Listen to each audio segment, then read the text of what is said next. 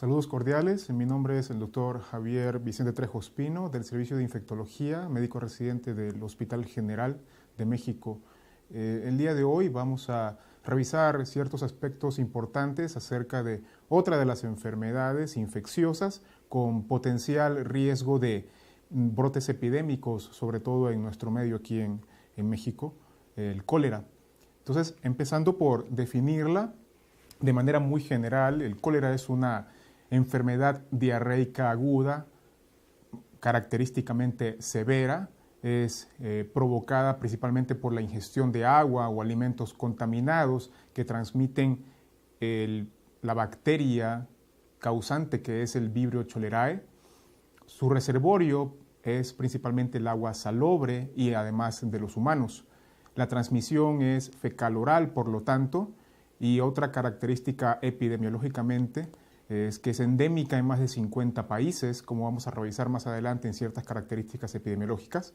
Sucede en brotes epidémicos explosivos, principalmente debido a que tiene un periodo de incubación muy corto, entre 2 horas y 5 días, y se calcula, según cifras de la OMS, que ocurre con una incidencia de entre 3 y 5 millones a nivel global, con 100 a 200 mil defunciones al año, dándole una mortalidad entre 2 y 3%. Describiendo de manera específica al vibrio, a la bacteria causante de la enfermedad, esta en realidad se va a dividir en 200 serogrupos. Se va a dividir en 200 serogrupos dependiendo de la característica molecular de la pared celular de la bacteria, específicamente del lipopolisacárido O.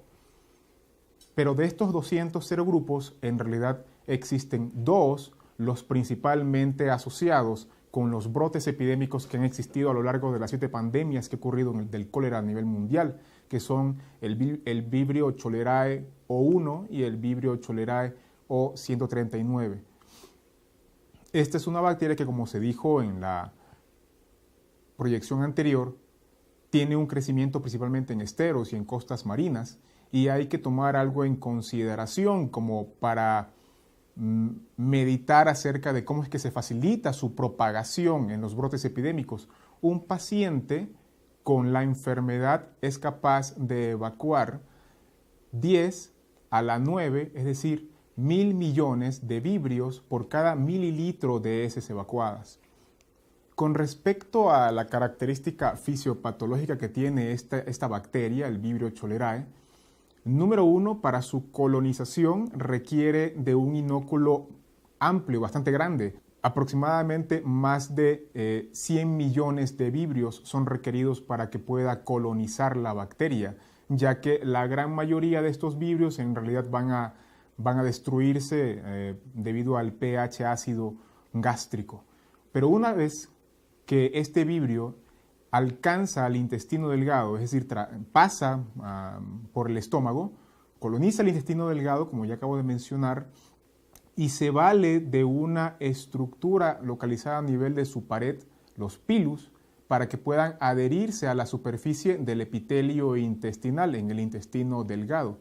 Una vez que ya se encuentran colonizando los Vibrios cholerae, la bacteria lo que hace es secretar una toxina conocida como la toxina colérica o la toxina del cólera para poder causar enfermedad diarreica característica. Es decir, que de antemano el Vibrio cholerae no es una bacteria capaz de invadir la mucosa del epitelio intestinal, no es capaz de ser un patógeno enteroinvasivo, sino que se vale de una toxina secretada por la misma bacteria para causar enfermedad.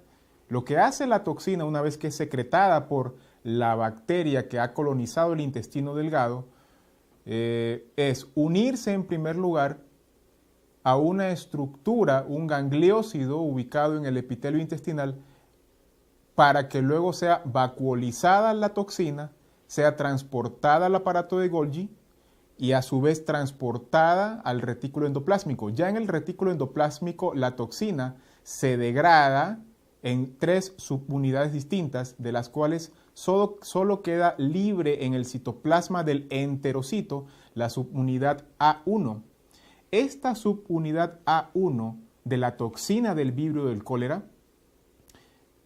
es la que va a estimular una enzima, la adenilato ciclasa, que a su vez incrementa la concentración del AMP cíclico, y este incremento de la concentración y permanente, mantenida concentración elevada del AMP cíclico es la que va a estimular a ciertos receptores transmembrana en el enterocito del intestino delgado para que éste secrete altas cantidades de cloro hacia el lumen intestinal y a su vez disminuya la absorción o la recaptación de sodio hacia el enterocito, creando una pérdida importante, masiva de electrolitos hacia el lumen intestinal, con la pérdida también de agua que hace característica a la enfermedad del cólera.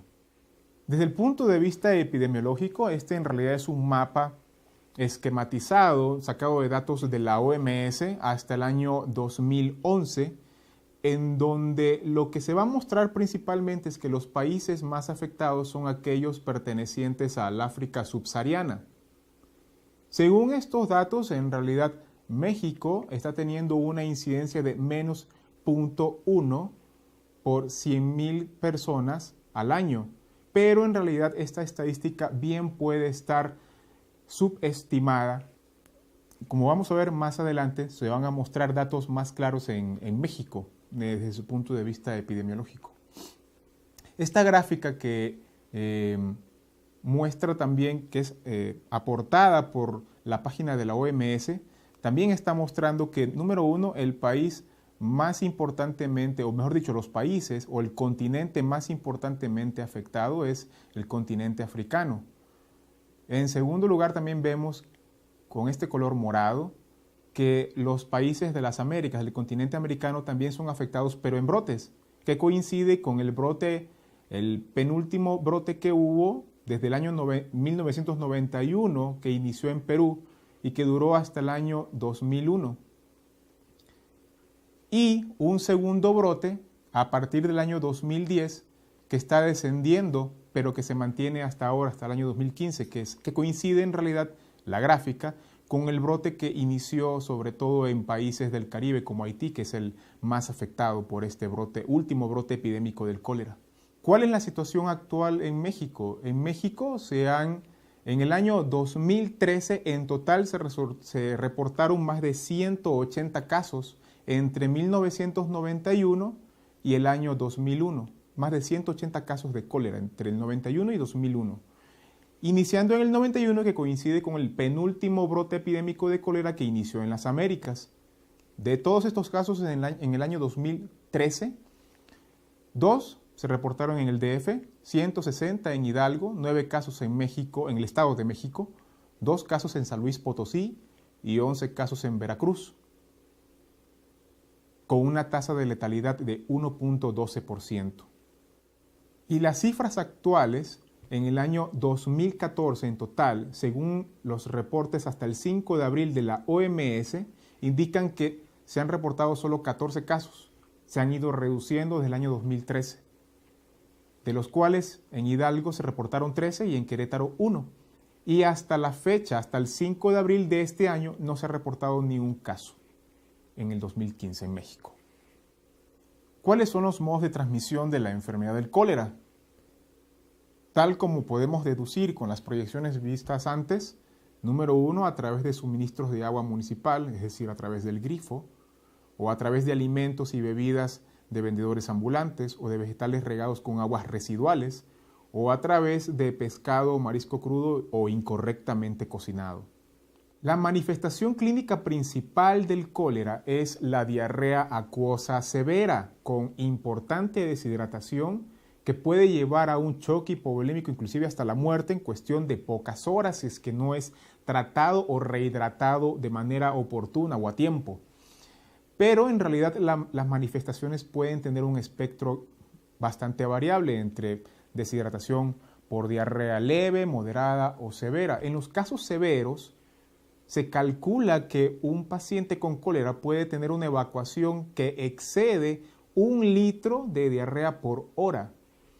Y las características de estas evacuaciones es que son abundantes. Al inicio no, al inicio pueden verse como de un contenido propiamente intestinal, pero conforme pasan las horas, el cólera La diarrea del cólera puede manifestarse con características abundante, clara, con restos de moco blanquecino y fétidas. Todavía inclusive en la literatura la reportan como característica de agua de arroz. Adicional a esta principal manifestación y que va a ser la que puede llevar a distintas complicaciones, puede parecer también vómito, dolor abdominal, que en los casos en donde se pierde mucho potasio y calcio puede llevar al ilio. Los pacientes en su gran mayoría pueden estar a febril, inclusive con tendencia a la hipotermia por la importante deshidratación. Puede haber letargia, inclusive pueden evolucionar al estupor o al coma.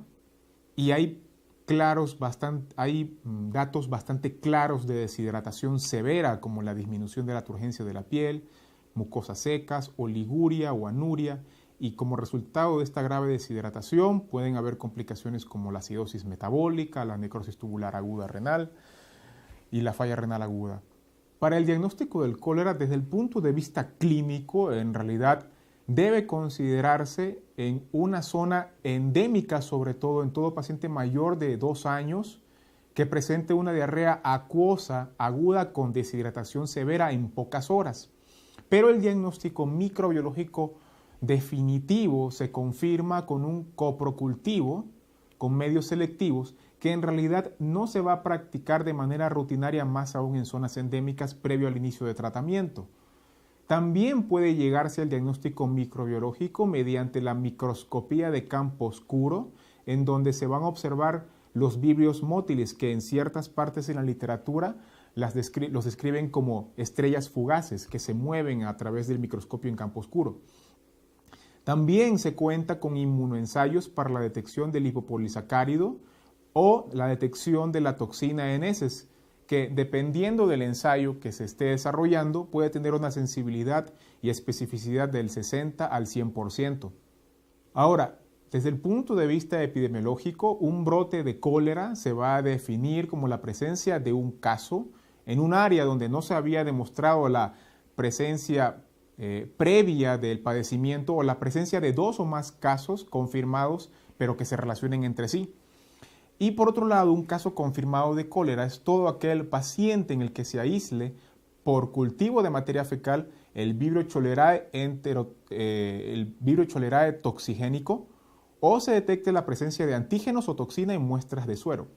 En cambio, todo caso sospechoso de cólera será todo paciente con una diarrea aguda que tenga más de 5 años, más de 5 evacuaciones diarreicas en cuestión de 24 horas, con una evolución menor de 5 días y que en su lugar de residencia se haya demostrado la circulación del Vibrio O1 o el Vibrio O139, que son los que están más asociados con los brotes epidémicos como se mencionó antes.